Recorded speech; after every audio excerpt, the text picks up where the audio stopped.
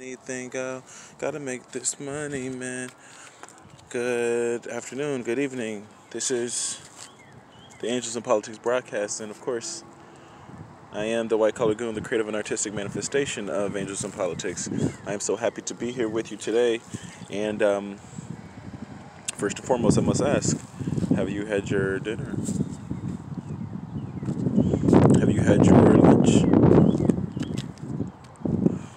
Okay, if you haven't, this is okay too, particularly if you're fasting. But if you're not, make sure you put something in your tummy that is good and good for the body, conducive to the soul, and uh, it allows the spirit to move freely through you. Okay, and some people might ask, what spirit is that? I'm talking about your spirit, your soul, but something that can align you to the universal laws of nature, and that's what I'm talking about here. I have been in my room for for the majority of the day, most of the day, and I've been resting.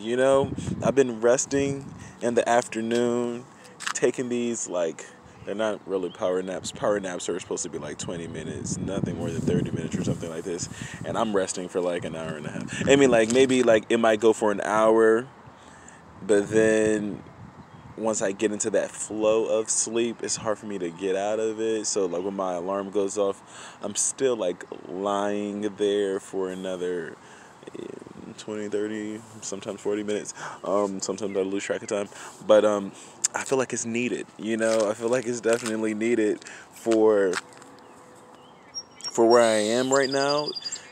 Somebody might say, Gabe, like it's the coronavirus has been kicking off and nobody can go outside, and you go running every morning, and you're really supposed to be inside and working on your craft. And trust me, I am working on my craft, but I think I'm just getting prepared. It's just I'm preparing my vessel, um, in the physical sense, but more so in every area of expression. So asking God to allow me to decrease as He increases, as He transforms me through the social lens, the cognitive lens, the psychological lens, emotionally, spiritually, mentally, as I am ingrained and indoctrinated with a sense of transparency and unadulterated openness, so I can be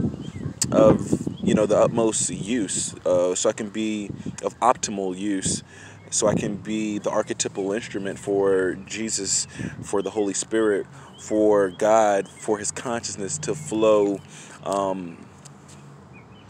in a and move freely in a uninhibited uninhibited manner. And I guess that's where I'm at right now. I guess that's what I'm striving to achieve.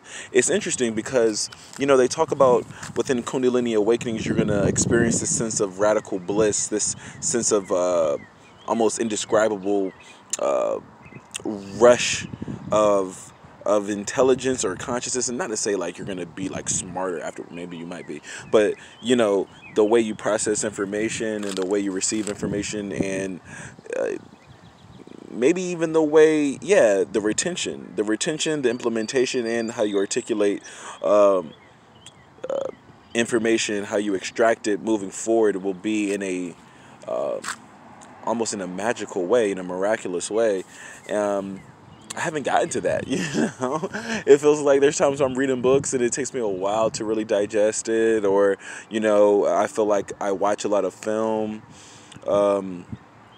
read different things, look at articles, work on stuff, and I don't know if I'm fully like soaking it all up like a sponge. I don't know if I'm soaking it in. I don't know if I'm fully immersing myself in it to the point whereby I can like tell you those things that I've read, or I can tell you about what I've learned, or I'm gleaning the gleaning the knowledge or information that I'm supposed to, from individuals, mentors, parents, guides, spiritual guides, angels, things of that nature. I don't know if it's coming. I don't know if it's coming my way like that, you know. Um, and I guess maybe the that might be partially the reason. Maybe it's like I'm looking for this. I'm waiting for this universal download. I'm waiting for this universal upgrade of my operating system, my cognitive system, my spiritual system. I'm almost like anticipating this growth and augmentation that will be advantageous to not only me but to the universe, to my community. And it's almost like maybe I'm expecting it to happen overnight. I mean, I don't think it is going to happen overnight, but at the same time, like, it's going to be interesting because each one of you, whoever's listening, you're going to experience your own type of transformation, your own awakening, in your respective time. You're not going to really know when it's going to happen. You're not going to know like how it's going to happen. What you can do is just prepare your mindset and develop and cultivate a growth mindset to be able to like provide yourself with the tools and have systems in place to help you navigate these unpredictable waters. But for me, it was like, I don't know, man. I've been in this Kundalini awakening limbo purgatory slash I don't want to call it purgatory because it's a beautiful well, it low-key is. It's a beautiful experience, but at the same time it's like, you know you don't know where you're going with it. You don't know what's the end goal. You don't know what the silver lining is. And then being in the midst of this universal crisis, with a health pandemic, on top of the fact that I'm not currently like employed, and I'm working with this fellowship that is uh, fluctuating with its promises, um, in the initial aspects of like kind of what you signed up for. It's almost like you're dating somebody and they're telling you these things about themselves, or maybe they're promising some things that are going to happen in the future, and then like a week into it they're taking back what they said, and then 2 weeks later they're saying, oh, well, we're going to change that. And it's almost like, if you fool me once, shame on me. Fool me twice, shame on me. Now we're pretty much at round 3 right now. So it's like, if I get fooled again, then it's like, well, who else is there to be ashamed of? I mean, like, it's been you the whole time. I mean, you've been the culprit the whole time. And a lot of these things, I guess the culmination of various factors, external factors, not being able to go to, I don't know, like the gym, or go out and hang with your homies, whatever homies I have out here, not being able, you know what I'm saying, like not making any money, and you're spending money. Thank you to the stimulus check that allowed me to upgrade my computer, the same laptop that I had since 2000 and I don't know, 12, and now here I am, 2013, something like this, and now I have a system in place that can radically change or upgrade my multimedia content. So that's a blessing. I'm truly thankful for that. Thank you, Holy Spirit, for that. But continue doing my thing. Meditating. I'm getting prepared to, I think I've been asked to provide a yoga session, something like not too extensive, maybe 10 to 15 minutes, just a few poses for my church. And I think this is going to be done online, being that we're not having any type of group or gathering of people, collective gathering of people, because of the social distancing and the state emergency for your health. But things like that, putting me into environments that I'm forced to do something, and I guess there are times where you get so comfortable and you become complacent and you stagnate, and for fuck's sake, you know, I finished with Royal in August is when I came back, and it's like April 20 something, so we're going on May. So it's like I've been out of work for a minute. It's beautiful because like without you know, me, you know, being employed, I have achieved things that I really wanted to do, you know, i.e., I mean, I've been writing some things. I've been to, I worked at the ashram. Well, I lived at the ashram. Um, what else? You know, I've been able to fully surrender, and I won't say fully, but I mean, well, yeah, now I am. But like, I've been able to gain an understanding of surrendering to this awakening and allowing God to just use me and not try to force the issue. I've been this controlling type of person. I've been this restless, hyper achieving, you know, archetype due to my Clifton Strengths assessment. Well, that was a different type of assessment. This was like your saboteur's test that says I'm this hyper achiever. That could be a good thing. That's a great thing if you want to be, you know, an integral component to the universe, and you want to move the needle forward as far as, you know, enlightenment, self-actualization, self-realization.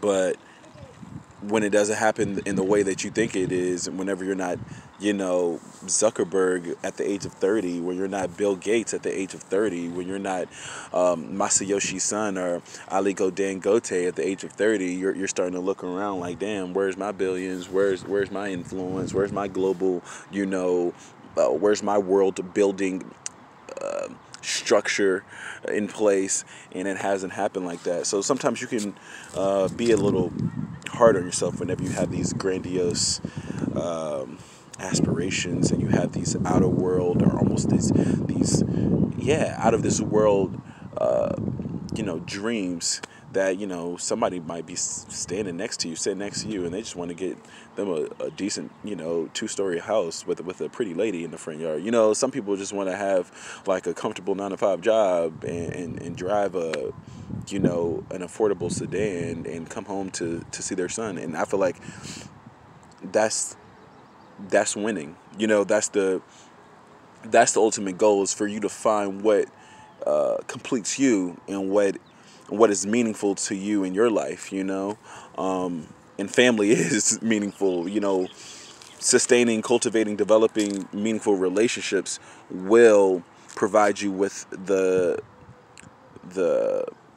fire, the passion, the urge, the sense of, yeah, it will give you that sense of urgency to get out and get yourself up and get yourself moving and get out of bed and go out into the darkness and tackle your fears, face your fears, fully confront them, and wrestle the fuck out of your fears, for you to be like, yo, you're not gonna inhibit me. You're not gonna be a hindrance to me. You're not gonna be an obstruction to my path and my journey, because I'm doing this for my family. I'm doing this for my business that I've built.